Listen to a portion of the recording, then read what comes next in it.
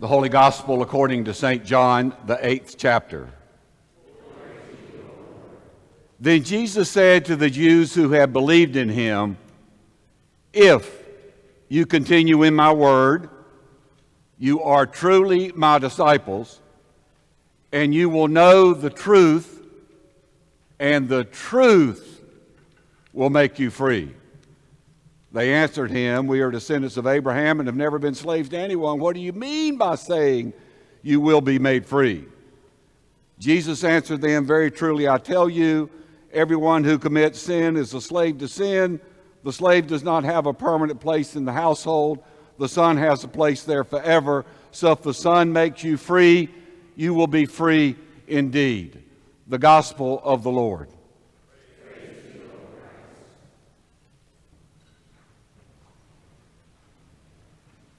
Well, good morning, church. What's happening? You're supposed to say we are. So what's happening? It is a great blessing that you have risked inviting me to be here today. I have been with you many times, but in different roles. And actually, I have watched you since your early days. I was an intern at All Saints Lutheran Church over in Arlington, Texas, when Pastor Don Haven was here, and you were just a little mission start put together with baling wire.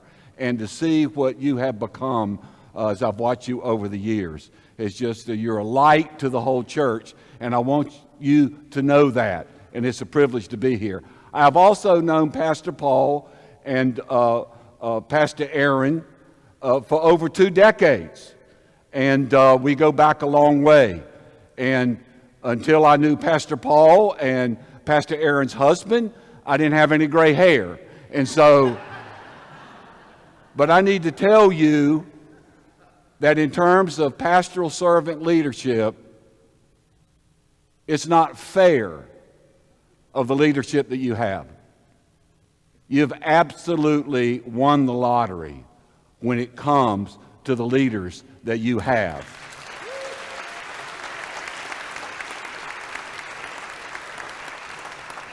So it's a privilege to see what's going on here. I've been getting your weekly news, and I'm exhausted by all of what's going on. So I'm ready to go back to our little small church in Decatur. So thank you for the invite to be here. I want to start off with a question that our 5 grandchildren can immediately answer. What is God's favorite number? 17. What's God's favorite number, folks? No, not 3. It's 1. God's favorite number is 1. Jesus tells us that God is like the shepherd, has a whole bunch of sheep, and one runs off. And that shepherd will risk, do whatever it's got to do to go find that sheep and bring that sheep home. Doesn't matter whether that sheep has great character or not. Doesn't matter whether that sheep is a Longhorn or an Aggies fan. It does not matter. That one shepherd will go find that sheep and bring it back. That one is that valuable. And Jesus always talked about that God is like a woman who loses one coin. She's got all kinds of coins, but she loses one, and she'll search and search and search and search and search until she finds it. Doesn't matter whether the coin is shiny, whether the coin is tarnished, it doesn't matter. She's going to find that coin. And then he says that whenever that just one is found, that God throws a party. So God's favorite number is 1. Hold that in your mind of the shepherd and the sheep and the coin. And then the next time that the rain goes away and the clouds go away, go outside under a great big Texas-sized sky and look up. On a night when there's no light pollution. Probably that big bright thing you see on the horizon early in the evening, that's probably the planet Jupiter. And what you see is the sun reflecting off of it and coming back to your retina. And depending upon where the position of the earth is in relation to Jupiter, the fifth planet from the sun, that we may be 350 or 500 miles away. That the light that hits your retina could have left Jupiter maybe 35 minutes ago up to 52 minutes ago. That's a long way. But if you have really good eyesight on a really clear night with no light pollution, you can look at the constellation Cassiopeia, and there is a somewhat dim star that you can see that's known as V763 Cas. If you can see that star, the light from that star left there 16,000 years ago before it hit your retina. That means that light left that star to come hit your retina long before, thousands of years before ancient city-states were being formed, the first ones in ancient Mesopotamia. Let that sink in. And yet we are here because we know and we are told that the one who stands behind all this, who created all this, and what we're able to see is just a teeny, teeny, teeny, tiny bit of this whole vast universe. The one who created it, we know, is Jesus. The one who speaks to us about shepherds and lost coins. That this Jesus that we hear, that in the beginning was this Jesus. And this Jesus was with God, and this Jesus was God, and all things came into being through him, and apart from him, not one thing came into being. And what has come into being in him is life, and the life is the light of all people. Let's do that. And the light is the light of all people. The light shines in the darkness, and the darkness did not overcome it. And the grace that's in all this is that God loves each and every one of you. This magnificent, great, big, merciful God, full of grace, loves each and every one of you as if you're the only one. Go out at night, and when the stars shine down on you, let that grace that you are the only one in that moment. Our 5 grandchildren are always coming up to us, each one, and saying, "I'm your favorite grandchild."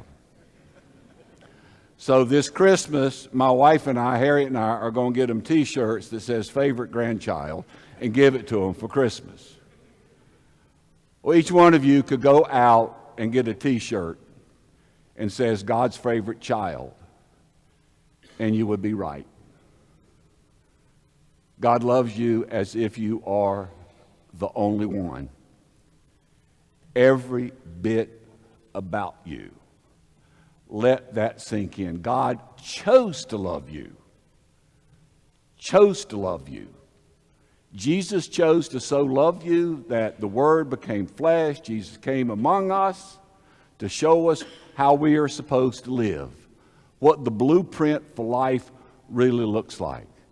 Jesus chose to stand with the poor, the powerless, and the disenfranchised of the day. Jesus chose to bring good news to the poor.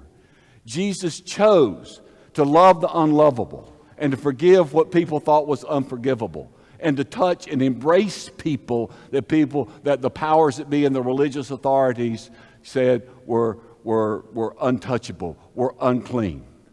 Jesus did this, and he had such a following that the powers and the religious leaders and the political leaders, all this corrupt stuff, were so threatened by him that God can't possibly be like this, that we all know the story, that they took him, put him on trial, and crucified him, and killed him in the most hideous, dehumanizing way possible, and taunted him until he died. But he wouldn't stay dead, because he loves you. He loves you. The tomb is empty. Say it for me. The tomb. Whenever you face adversity, just say it. The tomb is empty. That's the only sermon that really needs to be said in the church. It was the first sermon when the women came from the tomb. That's really all that needs to be said. Everything else is just window dressing. So I'm going to go ahead and sit down. Now I got a few more things to say so you know what it means for the tomb to be empty.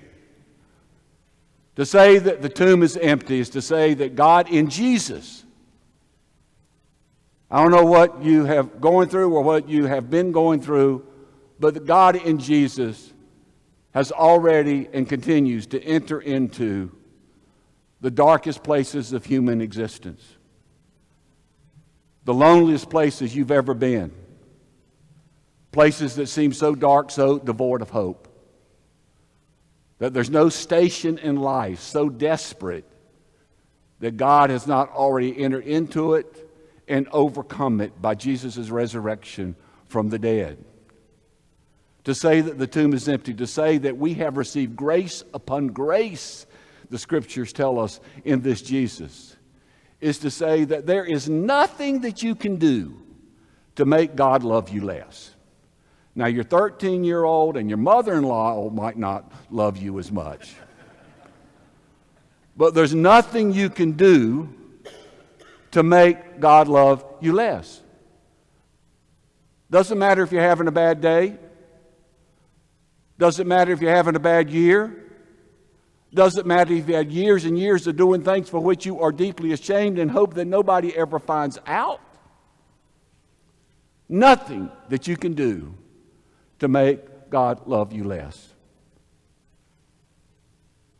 And if that day comes, or maybe it has for some of you, when somebody you so desperately love, the love of your life, is taken away from you, or some doctor tells you something you don't want to hear, God's grace and love is bigger than all of that. The tomb is empty tells us that the last thing that could ever possibly happen to you, the worst thing that could possibly ever happen to you won't be the last thing. The resurrection is God's answer to all evil,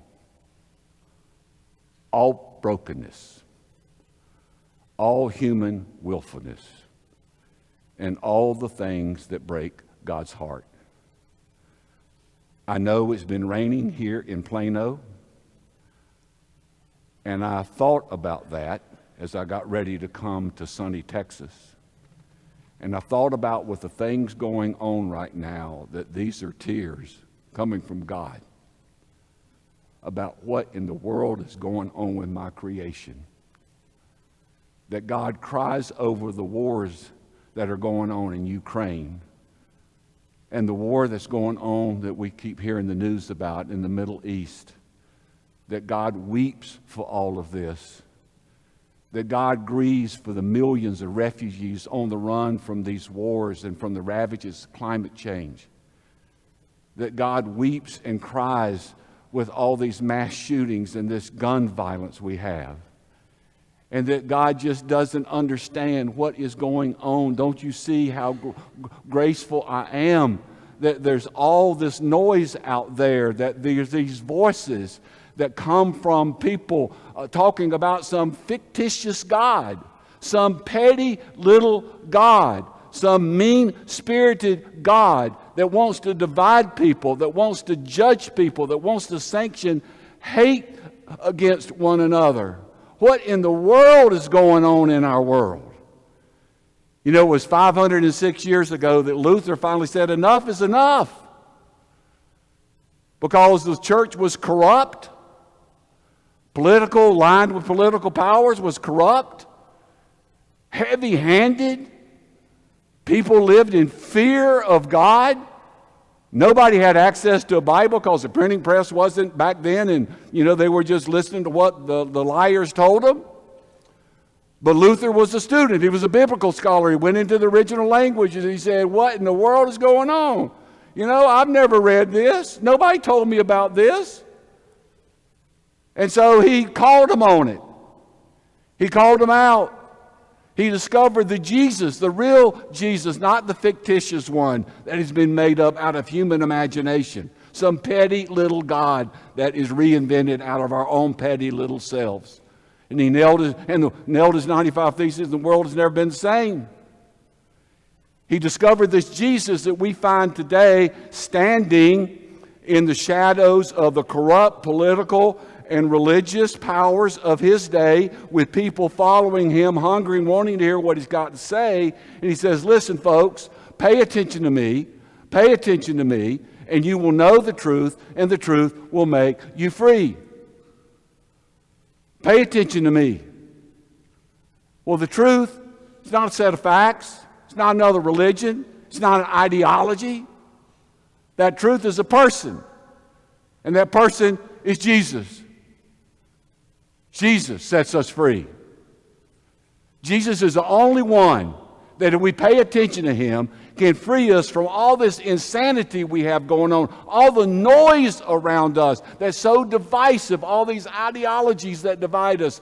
Only Jesus can raise us up to be people who are big people, because we have a big, gracious God, and can join Jesus in healing and bring into new life this broken world that we live in.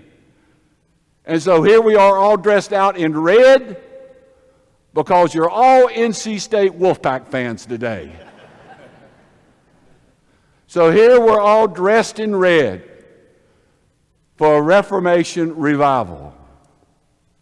And what does that look like here at Preston Meadow Lutheran Church? You're a shining light, folks. God is calling you right now to join God in God's mission in the world. God never called us to build a great church, even though this is a pretty good one. It's a great one. But God does call us to build a great world. God has a mission in the world, and God's mission has a church. And you're it. You're it. You're the ones, you're called. Don't look for somebody else. You're it.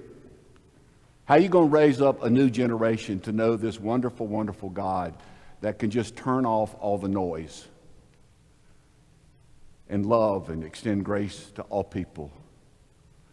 How are you going to live that out yourself? You know, I've been reading your stuff, and wow, you're doing a lot of it. You're feeding 500 families. Fantastic. I don't know what it looks like for you. I can't sit in Decatur, Georgia, where we live, and tell you what it looks like for you. But I can talk about a place that we both have in common, Haiti. Thank you for your support. What does the Reformation revival look like? I think it looks like Danette Miller. Y'all met her, right? Did you know that Danette Miller grew up in Cleveland, Ohio, on welfare, food stamps, to a single mom living in public housing? Do you know that Danette Miller was the first person in her family ever to go to college, got a scholarship to Ohio University? And that after college she went to work for IBM and became their top producer? You know what the top salesperson at IBM makes? We talk about this top 1% echelon. And several years ago, she went on a trip to Haiti. I was with her on that trip. And she saw the resilience and the passion and the grit and the determination of these people that have so little, but who can believe so much. And she left all of that to take a great big risk to become the executive director of the Haitian T. Moon Foundation. She took the risk for the sake of the world. And the results have been astonishing.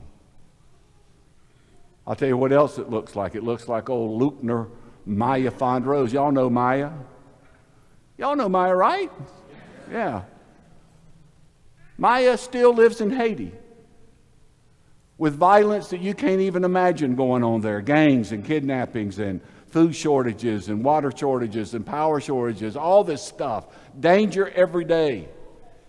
And yet periodically Maya will take these resources that you help provide, buy some food, rent a dump truck, put the food in the dump truck with a couple of other guys, and make this treacherous journey down this mountainside, trying to escape the surveillance of the gangs, because if they get caught, it's not going to be good, in order to bring food to hungry people in Jacmel who in a week might eat maybe once every 3 days a meal of rice and beans. And he does that, comes back and waits to go do it again. That's what risking and reformation looks like. It also looks like the alumni of the Haitian Education and Leadership Program, which you also support. These alums have something that is very treasured in Haiti, which is a college degree. And so many of them choose to stay in Haiti, among all the violence, every day dodging it in order to do what they need to do, because they want to participate in bringing about and ending the hate, the violence, and create a new and just and fair Haiti for all people. And they continue to persist on this because they believe that with God, all things are possible. And so I think God is calling you today to believe that with God, all things are possible. That you can play in your role here, in your sphere here, in your place here in the world, in your corner of this planet. That you can reflect this great, big, gracious God that we have. That you can dream dreams that the world is not willing to dream. That you will be able to see things that the world is unwilling to see. That you'll be able to work for things that the world is not willing to work for, and heal and bless this broken world. God loves you, and I do too.